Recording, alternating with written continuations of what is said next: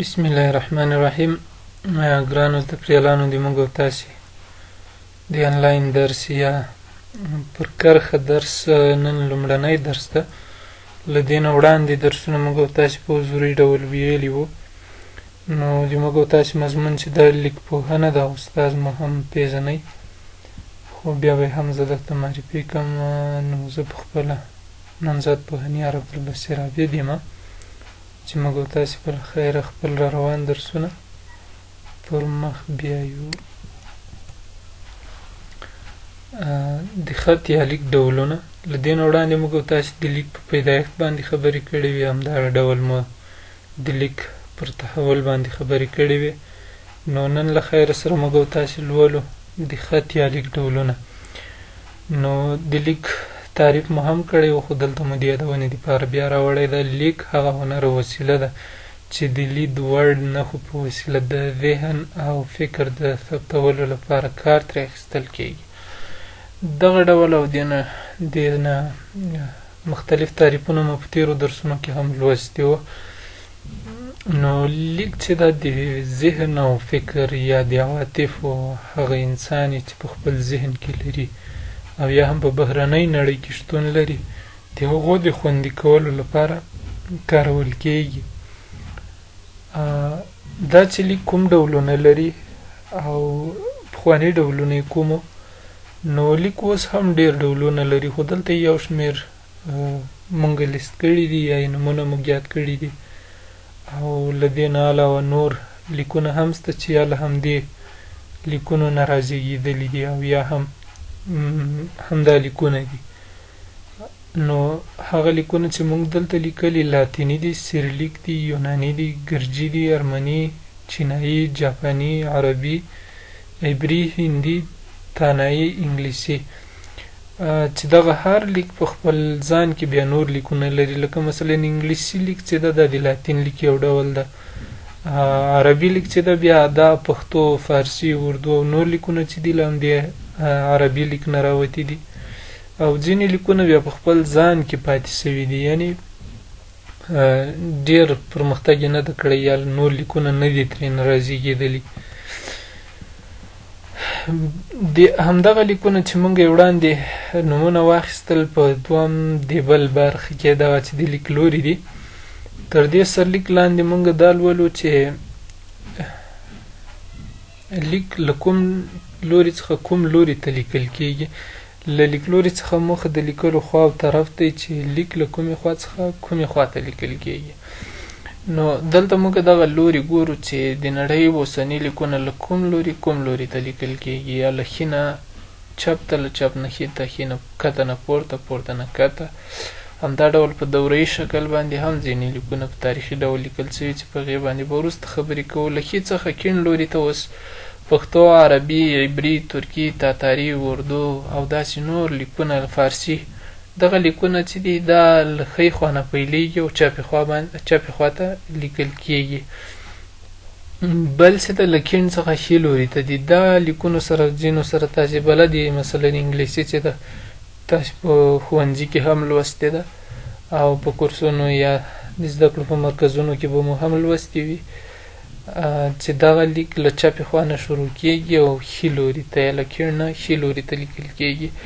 هغه انګلیسي، سیرلیک، ګرجي، ارمني، سلاوي او نور لیکونه دي. او دریمه ډله چې دي هغه له پورته څخه ښکته لوري ته لیکل کیږي، لکه چیني او جاپاني لیکونه. دغه لیکونه له پاس طرف نه شروع کیږي او مخ په ښکته لیکل کیږي. او بل هم چې دي له ښکته څخه پورته لوري ته لیکل کیږي، چې هغه یوازې مکسیکو هېواد، مکسیکوي ژبې لیکونه دي چې هغه له ښکته څخه پورته لوري ته لیکل کیږي. او دا وروستی ډول چې ده دورهیي لیکونه، چې هغه به انشاءالله په راتلونکو درسونو کې موږ او تاسې ولولو. بل چې دي لرغوني لیکونه. وړاندې موږ او تاسې د لیک ډولونه ولوستل چې هغه عربي، عبري او انګلیسي، لاتیني او تاتاري او سیرلیک او سلاویک. دغه ډولونه وو چې هغه اوس د معاصرې نړۍ دي چې وروسته په درسونو کې به یعنې د پای درسونو کې به یې موږ او تاسې لولو. خو اوس موږ او تاسې یو شمېر لرغوني لیک ډولونه دي چې هغه هم د لیک هغه پیدایښت پورې اړه لري چې د لیک په اوسنۍ بشپړتیا کې مرسته کړې ده. نو په هغې باندې به انشاءالله په قدم په قدم مخته ځو او یو درس او ځانګړنو سره به یې اشنا کېږو. نو لومړی هغه لیک چې د هغه مصري یا هیروګلیف لیک ده. مصري لیک د پخوانیو مصریانو اختراع له میلاد څخه نږدې 3000 کاله مخینه لري، یعنې له میلاد څخه 3000 کاله وړاندې چې اوس دا 2000 کاله ورسره حساب کړو نو نږدې 15000 کالو ته یې مخینه رسېږي. دغه لیک له 3 ډوله جوړښتونو څخه کار اخلي. انځورونه دي، غږونه دي او هم سمبولونه دي. انځورونه د حقیقي توکو لپاره کاروي. مثلا په دې نړۍ کې څه شی چې موږ او تاسې تر سترګو کېږي دغه حقیقي شیان دي چې د هغو دپاره انځورونه کاږي. غږونه د ذهني او فکري مسایلو لپاره، هغه چې هغه په تصویر کې نه ښکاره کېږي، نه ښودل کېږي، هغه ظاهري بڼه نه لري، د لمس وړ نه ده، د لید وړ نه ده، نو هغه بیا په غږونو باندې لکه اوس موږ او تاسې الفبا لرو، په هغه کې خپله یوه ذهني مسله، مثلا زړه مې درد کوي، خوا مې بده ده، دغه مفاهیم چې دي دا بیا په غږونو کې څرګندوي. او بل هم سمبولونه دي. سمبولونه چې دي د توکو د ماهیت او اصلیت لپاره کاروي. مثلا یو شی ده دا ښه ده که بد ده، اصلي ده، دوهم ده که دریم ده، دغه شی ښه کار کوي که نه کوي. په دغه ډول باندې د هغې دپاره سمبولونه نه کار اخلي چې موږ اوس هم موږ او تاسې ځینې سمبولونه لرو په متنونو کې کاروو، په سرکونو کې لګېدلي دي، د هغې دپاره دې ته سمبول ویل کېږي. بل دغه لیک د پاپیروس بوټي په پاڼو له ښي څخه کیڼ لوري ته لیکل کېده. دغه هیروګلیف لیک چې ده لیک لوری چې و هغه له ښي څخه کیڼ لوري ته لیکل کېده او له کیڼ څخه ښي او له پورته څخه ښکته خواته هم د لږ وخت لپاره لیکل سوی ده. لکه موږ او تاسې اوس پښتو لیک له ښي څخه چپ لوري ته لیکو، دغه ډول دغه هیروګلیف یا مقدس لیک هم له ښي څخه چپ لوري ته لیکل کېده او د یو څه وخت دپاره له کیڼ څخه چپ ته او له پاسه څخه ښکته لوري ته هم لیکل سوی ده. بل هیروګلیف یو بشپړ لیک نه ده، خو د لیک په بشپړتیا کې مرستندوی پاتې سوی.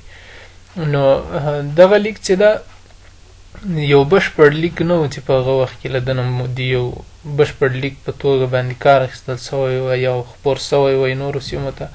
خو دغه اوسني کوم لیکونه چې دي دغه ډول لومړنۍ نیمګړتیاوې ترېنه ښکل سوي دي او اوسني حالت ته رارسېدلی او بشپړ سوی ده. له دغه لیک څخه هیراتیک او بیا میخي لیک هم رازېږېدلی ده. د هیراتیک لیک په اړه ډېر معلومات نشته، خو میخي لیک به په راتلونکو درسونو کې انشاءالله موږ او تاسې په بشپړ ډول ولولو سره له خپلو ډولونو نه او د پیدایښت له سیمې. بل چې دغه لیک په محاسبو، قوانینو، تړونونو، تجارتي معاملو کې کارول کېده، نه یوازې د دفترونو دپاره بلکې په ټولو هغو برخو کې چې هغه وخت کې لیک ته اړتیا وه پکې په هغو برخو کې کار ترېنه اخیستل کېده. بل دغه لیک په ادبیاتو کې هم ونډه اخیسته ده چې له میلاد څخه مخکې د مړو شویو کتاب په همدې لیک لیکل سوی و. نو بل سرلیک د موږ او تاسې چې ده هغه میخي لیک ده. پوهان د دغه لیک د پیدایښت سیمه بین النهرین او د فارس د غربي سیمې اوسیدونکي یعنې سومریان ښایي. نو دلته بین النهرین موږ او تاسې پېژنو چې د اوسني عراق، سوریې سیمه ده او په هغه وخت کې یو د عراق دغه د اوسني ایران چې هغه وخت کې په فارس باندې یادېده، د ده دا غربي سیمې چې وې دا هم له عراق سره وصل وي یا په عراق باندې یادېدلې چې هغه هلته موږ او تاسې په ادب پوهنې برخه کې وایي. بیا انشاءالله په دې اړه نور معلومات ترلاسه کوي چې دغه هلته ګډ ادبیات څنګه سره جلا سوي دي. نو دغه سیمې دي چې د فارس غربي سیمې پکې راځي، بین النهرین اوسنۍ سوریه او عراق سیمه راځي او د دجلې او د فرات د سیند غاړې یا د هغو په منځ کې چې کومه سیمه ده په دغه سیمه کې دا لیک رامنځته سوی ده. بل د میخي لیک رامنځته کېدل د خطاطۍ پیل ګڼل کېږي. دغه لیک چې په هغه وخت کې سومریانو کله رامنځته که او میخ ته ورته علامونه یې کار اخیسته. نو په ډیر هنریت او ښکلي انداز سره یې لیکه، نو ځکه دغه وخت د خطاطۍ پیل ګڼي. بل دغه لیک چې د له میلاد نه نږدې 3000 کاله وړاندې د سومریانو لخوا د هیروګلیف لیک له مخې رامنځته سوی ده. نو هغه هیروګلیف لیک لکه موږ تاسو چې وویل چې دا یو بشپړ لیک نه ده، خو د راتلونکو لیکونو په بشپړتیا کې مرسته کړې ده. نو دلته موږ ګورو چې همدغه میخي لیک چې ده د همغه هیروګلیف لیک چې هغه له 3 ډوله اسبابو نه کار اخیسته، نو د هغه له مخکې دا بشپړ سوی ده. بل میخي لیک چې و دا په خټینو نرمو لوحو لیکل کېده، خو هغه د پاپیروس په پاڼو لیکل کېده، او دغه لوحې بیا وروسته په مر باندې وچېدې او په اور باندې پخېدلې. بل په خټینو لوحو لاسته راغلي لیکنې چې دي د بین النهرین په تمدن پورې اړه لري. همدغه بین النهرین چې هغه وخت کې بابل یا آباد ښار و، نو په دغه تمدن پورې اړه لري. مخکې میخي لیک چې و یو شمېر مشهور ډولونه هم لري، لکه اعلامي میخي لیک ده او عقدي ده، هخامنشي ده، او بل هم سومري ده چې همدا موږ اوس تاسې خبرې پرې وکړې. دا یې سومري ډول یا سومریان د دې لیک پنځونکي وو چې په لندني سرلیک کې اعلامي میخي لیک او عقدي میخي لیک باندې خبرې کوو، ورپسې په هخامنشي او سومري باندې. اعلامي لیک چې ده د اعلامي ژبې لپاره کارول کېده، او د والټر هینس په وینا اعلامیان د سومریانو ګاونډیانو او د میخي لیک تر پنځونې وروسته ډیر زر اعلامیانو له دغه لیک څخه تقلید وکړ او اعلامي میخي لیک ډیر زر لرې ملکونو ته خپور شو. نو دغه لیک چې دا د میخي لیک یو ډول ده، لکه موږ او تاسې اوس د پښتو ژبې دپاره ځانګړي 8 توري لرو، یا مو د عربي لیکدود پر بنسټ د خپلې ژبې دپاره توري جوړ کړي دي. دغه ډول په هغه وخت کې هم اعلامیانو چې کله سومریانو دغه میخي لیک رامنځته کړه، نو اعلامیانو زر تر زره دغه لیک واخیسته او د خپلې ژبې اعلامي دپاره یې ځینې علامې ور اضافه کړلې، او دغه لیک بیا د اعلامي میخي په لیک په نوم باندې یاد سوی ده، کومو پوهانو چې دا موندلی او څېړنې یې پرې کړي دي. بل هم عقدي میخي لیک ده. عقدي میخي لیک چې ده د عقدي ژبې لپاره کارول سوی ده، چې له 3000 کاله مخکې، یعنې له میلاد څخه 3000 کاله مخکې په عراق او سوریه کې ویل کېده دغه عقدي ژبه. همالته په دغه عراق او سوریه سیمه کې ویل کېده. بل دغه لیک په کوچنۍ اسیا شمالي بین النهرین د هیتیانو ترمنځ هوریانو، اوراتورانو، لولوبیانو او کاسیانو لخوا هم کارول سوی ده. یعنې یوازې دا په عقدیانو پورې نه ده خاص، بلکې دغه سیمې چې موږ یادې کړې په دې کې هم خپور سوی ده او دوی کار ترېنه اخیستی دي دغو سیمو اوسېدونکو. بل دغه لیک چې و نږدې 200 نه تر 400 نښې او سمبولونه یې لرل. او بل د همدې لیکونو ډولونه چې دي هغه هخامنشي میخي لیک ده او سومري میخي لیک ده. هخامنشي میخي لیک د لوی داریوش له لورې رامنځته شوی ده چې 36 نښې یې لرلې، او هخامنشي میخي لیک د میخي لیکونو وروستی ډول ده. البته دغه لیک چې سومریانو رامنځته کړی ده میخي لیک د دې لیک وروستی ډول ده، او له میلاد نه تقریبا 6 پیړۍ وړاندې پورې اړه لري، چې هغه نور لیکونه یې نږدې 2000 او 3000 کاله پخواني ول، یعنې د میخي لیک له پیدایښت سره سم هغوی رامنځته سوي. خو دغه هخامنشي میخي لیک بیا ډېر راوروسته، یعنې 600 کاله، له نن نه 2600 کاله مخکې، او له میلاد څخه مخکې 600 کاله. بل دغه لیک د فارسي ژبې یو ځانګړی میخي لیک بلل شوی دی، یعنې دومره ځانګړی ده چې هغه پخوانی میخي لیک بیخي په دې کې هېر سوی دی، یعنې دا 600 علامې لري، خو له دې نه مخکې عقدي میخي لیک بیا 200 نه تر 400 پورې نښې لرلې. نو دا نږدې دغه هجایي ته رانږدې ده چې خپله فارسیان هم دغه لیک د حروف هجا ته ډېر نږدې بولي، یعنې هجا دغه چې موږ او تاسې اوسني کوم توري لرو لکه الف نه تر یا پورې، او له کیم څخه ښي لوري ته لیکل کېده. بل سومري میخي لیک ده. سومري میخي لیک د لویدیځې اسیا له لومړنیو لیکونو څخه دی، او د سومریانو لخوا له میلاد څخه شاوخوا 3000 تر 2500 کاله مخکې پورې رامنځته سوی د هغه لومړی چې موږ کوم معلومات ولوستل هغه د لیک همدغه یو ډول ده. بل د سومریانو له دغه لیک څخه مخکې د جیرفیت تمدن او سوځېدلی ښار یادیږي. دغه خبره باید لږ واضح سي چې موږ او تاسې دغه سومري میخي لیک د سومریانو په نوم باندې دلته مو د میخي لیک یو ډول وګڼه او پورته مو بیا ځانګړې خبره داسې وکړه چې دا د سومریانو لخوا رامنځته سوی ده. نو دا په دې خاطر باندې چې د دغه لیک د پیدایښت په اړه پوهان په یو نظر نه دي، یعنی دا د سومریانو موندنه یا د هغوی اختراع نه بولي، بلکې داسې خبره یا نظر لري چې مخکې له سومریانو نه دا لیک رامنځته سوی ده، چې هغه همدغه د جفریډ تمدن یا ښار چې ده دا د تاریخي پیښو یا جنګونو له مخې دا ښار سوځېدلی ده او بیا وروسته چې هلته کومې لیکنې لاسته راغلي دي نو هغو دغه بڼه لرله د میخي لیک ته ورته لیکونو. په دې خاطر باندې دوی دا خبره کوي چې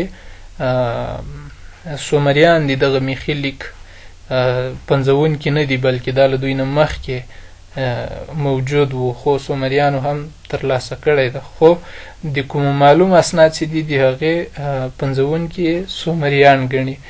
نو دا و د موږ او تاسې د نن ورځې درس یو شمېر لیکونه چې موږ وړاندې یاد کړل د هغو ځینې نمونې مو دلته جای په جای کړي دي چې دغه کوم تصویر تاسې وینئ په عربي لیکدود باندې هم لیکنه سته او ورلاندې په سیریلیک لیکنه سیریلیک لیک ده او ورلاندې کوم تصویر چې تاسې ته ښکارېږي هغه د بلې ژبې ده. دا هم چینی الفبا ده یا د چینی ژبې لیک ده او دا هم د عبري چې اوسني اسرائیل په دې ژبه باندې خبرې کوي او په دې لیک باندې لیکل کوي، او دا هم د هندي ژبې لیک ده، دیواناګري لیک ده، او دا هم د عربي ژبې لیک ده چې ډېر لرغونی ډول یې د کوفي ده. وستا هم د موږ د افغانستان یا د پخوانۍ اریانا یوه ژبه وه او اوس مړه ده. نو دا و د موږ او تاسې د نن ورځې درس تر بیا ښې چارې.